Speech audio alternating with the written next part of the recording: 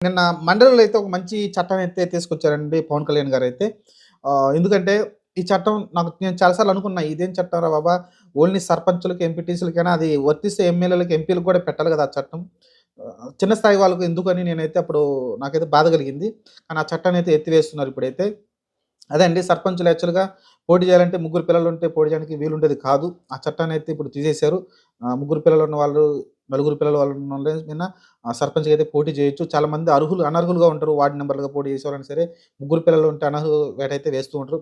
అలానే ఎంపీటీసీలు, జెడ్పీటీసీలు, మండల స్థాయిలో కొంతమంది అలానే జెడ్పీటీసీ మిగతా చాలా మందికైతే ఇది కింద స్థాయి వారికే అప్పుడు అప్లై అయితే చేయడం చూసాం. ఎందుకంటే అప్పుడు కుటుంబ నియంత్రణ చట్టం తీసుకొచ్చారు. అప్పుడు ఎందుకంటే 1990 ఆ మధ్యలో అయితే జనాభా విపరీతంగా పెరిగిపోతుంది.